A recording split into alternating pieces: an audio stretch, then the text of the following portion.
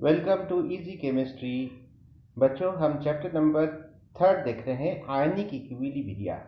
तो इसमें आज हम जो सॉल्ट पढ़ने वाले हैं उस सॉल्ट का नाम है salt of weak acid and weak base. इस सॉल्ट की हम स्टडी करने वाले हैं। तो इसमें सबसे अहम चीज़ कौन सी स्टडी करेंगे हम कि Kb की वैल्यू ये K के मुकाबले में ज़्यादा है। Kb is greater than Ka। तो weak acid weak base salt है, लेकिन जिसमें Kb की वैल्यू Ka के बनिस्बत ज़्यादा है। Kb का मतलब क्या होता है बच्चों? Dissociation constant of weak base. Ka का मतलब dissociation constant of weak acid. ये आपको तो पता ही है। चलिए, यहाँ पर जो बेस्ट एग्जाम्पल आपको दी गई है weak acid weak base salt की, वो है NH4CN। NH4CN का नाम क्या होता है? Ammonium cyanide. ओके, तो NH4 को हम अमोनियम बोलेंगे, Cn को हम साइनाइड बोलेंगे। Ammonium cyanide is the salt of weak acid HCN hydrocyanic acid, जिसका Ka एसिड है। इसका Ka की वैल्यू कितनी है? 4.0 इंटू 10 टू द पावर -10। बच्चों, आप 10 टू द पावर -10 को ध्यान से देखिए। And weak base NH4OH Kb is equal to 1.8 into 10 to the power -5। तो अब आप देखिए, यहाँ पर 4.0 और 1.8 को बिल्कुल भी मत देखिए। आप 10 टू द पावर -10 और 10 टू द पावर -5, ये दोनों में आपको डिसाइड करना है 10 टू द पावर -5 और 10 टू द पावर -10। ये दोनों में से बड़ी वैल्यू कौन सी है बच्चों? 10 टू द पावर -5 ये बड़ी वैल्यू है, और 10 टू द पावर -10 ये छोटी वैल्यू है। ओके, तो इसीलिए यहाँ पर लिखा गया है showing that Ka is less than Kb। इसको आप ऐसे भी पढ़ सकते हैं कि Kb is greater than Ka। When NH4CN is dissolve in water, जब अमोनियम साइनाइड को पानी में डिजॉल्व किया जाता है तो उसका क्या होता है? हाइड्रोलिसिस होता है। हाइड्रोलिसिस यहाँ पर बताया गया है बच्चों। NH4CN का आयनाइजेशन होगा, और कौन कौन से आयंस मिलेंगे देखिए। NH4 पॉजिटिव मिलेगा, अमोनियम आयन, और Cn नेगेटिव आयन मिलेगा, साइनाइड आयन। और ये दोनों की वाटर के साथ रिएक्शन होकर क्या तैयार हो रहा है? NH4OH plus HCl। NH4OH यानी कि weak base, okay, ammonium hydroxide, और HCl यानी हाइड्रोसाइनिक एसिड, या दूसरा नाम है हाइड्रोजन साइनाइड, ये भी वीक एसिड है। दोनों भी वीक है बच्चों। चलिए आगे क्या है लिखा हुआ देखते हैं। The base NH4OH is stronger than the acid HCl। बच्चों, है तो दोनों भी वीक, लेकिन यहाँ पर कंपैरेटिव स्टडी की जा रही है कि जो ज़्यादा वीक है उसको हम वीक कह रहे हैं, और जो कम वीक है उसको हम स्ट्रॉन्ग कह रहे हैं। तो यहाँ पर NH4OH ये कम वीक है यानी कि स्ट्रॉन्ग है, और HCl ये ज़्यादा वीक है, इसीलिए हम उसको वीक बोलेंगे। ओके, चलिए आगे देखते हैं क्या लिखा है। The ions of the salt react with water as. अब ये आयंस, अभी हमने लास्ट टाइम देखा कि NH4 पॉजिटिव और Cn नेगेटिव दोनों की वाटर के साथ रिएक्शन हो रही है। तो यहाँ पर सेपरेट करके दोनों को अलग अलग करके बताया गया है। अब NH4 पॉजिटिव की वाटर के साथ रिएक्शन होगी, तो वाटर में किसके साथ रिएक्शन होगी? आपको पता है कि वाटर में दो कंपोनेंट्स होते हैं, दो पार्ट होते हैं, H और OH।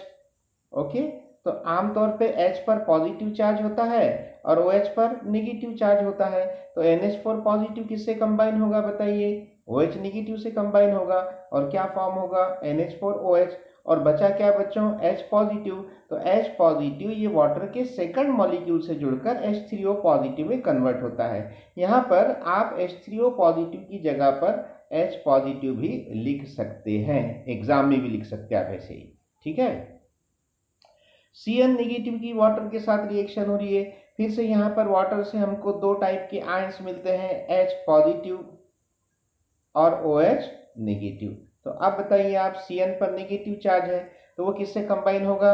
H पॉजिटिव से कंबाइन होगा, और क्या फॉर्म होगा? HCl हाइड्रोजन साइनाइड या हाइड्रोसाइनिक एसिड। और यहाँ पर कौन दिख रहा है आपको? OH negative. ये कहाँ से आया? वाटर से आया है। ओके, तो ये दो रिएक्शन है। चलिए नीचे क्या लिखा है। Cn negative ions hydrolyze to a greater extent than NH4 positive ion। क्या मतलब है इसका? Cn नेगेटिव आयंस का हाइड्रोलिसिस ये ज्यादा पैमाने पर होता है बनिस्बत किसके? NH4 पॉजिटिव आयंस के। इसका मतलब NH4 पॉजिटिव आयन का हाइड्रोलिसिस की जो वेलोसिटी है, उसकी जो रेट है वो कम है, उस रिएक्शन की स्पीड कम है। और Cn नेगेटिव के हाइड्रोलिसिस की स्पीड या वेलोसिटी या हमारी केमिस्ट्री में रेट कहते हैं, उसका रेट ज़्यादा है, उसकी रफ्तार ज़्यादा है। ठीक है। अब बच्चों मैंने लास्ट वीडियो में बताया था कि जब एनायन का वाटर के साथ रिएक्शन होता है तो कौन सा आयन फ्री होता है? OH नेगेटिव आयन फ्री होता है। और जब कैटायन का वाटर के साथ रिएक्शन होता है तो कौन सा आयन फ्री होता है? H3O पॉजिटिव या H पॉजिटिव आयन फ्री होता है। तो H पॉजिटिव आयन ये किसके लिए जिम्मेदार होता है? एसिडिटी के लिए जिम्मेदार होता है। और OH नेगेटिव आयन किसके लिए जिम्मेदार होता है? ये बेसिसिटी के लिए जिम्मेदार होता है। अब आप बताइए कि यहाँ NH4 पॉजिटिव और Cn नेगेटिव इन दोनों में से कौन से आयन का हाइड्रोलिसिस ज्यादा पैमाने पर हो रहा है? NH4 पॉजिटिव का हो रहा है कि Cn नेगेटिव का हो रहा है? Cn नेगेटिव का हो रहा है ना। तो फिर Cn नेगेटिव का हाइड्रोलिसिस ज्यादा पैमाने पर हो रहा है तो जाहिर सी बात है OH नेगेटिव की मिकदार, जिसको हम केमिस्ट्री में क्या कहते हैं? OH नेगेटिव का कॉन्सेंट्रेशन ज्यादा रहेगा। कहाँ पर? सॉल्यूशन में, एज कंपेयर टू व्हाट?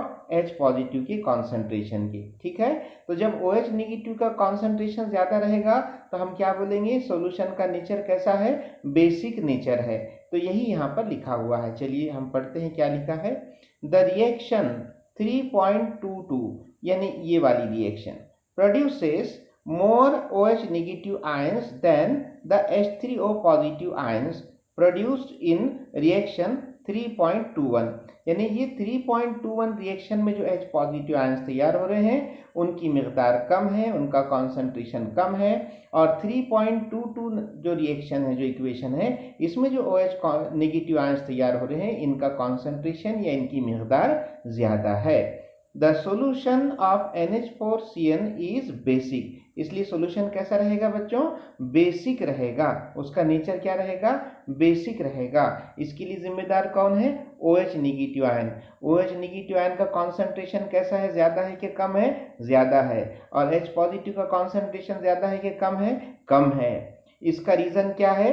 क्योंकि यहाँ पर Cn नेगेटिव का हाइड्रोलिसिस ज्यादा पैमाने पर हो रहा है, NH4 पॉजिटिव का हाइड्रोलिसिस कम पैमाने पर हो रहा है। समझ में आ रहा है ना आपको? तो अब ये सॉल्यूशन बेसिक है। तो अब इसमें क्या होगा कि जब आप रेड लिटमस पेपर इसमें सॉल्यूशन में डुबाएंगे तो वो काय में तब्दील होगा बच्चों? ब्लू में तब्दील होगा। ये बात यहाँ पर लिखी है कि turns red litmus into blue. Red litmus क्या बन जाएगा? ब्लू लिटमस में तब्दील हो जाएगा। ठीक है, समझ में आ गया आपको? तो मैं उम्मीद करता हूं कि आपको ये लेक्चर समझ में आया होगा।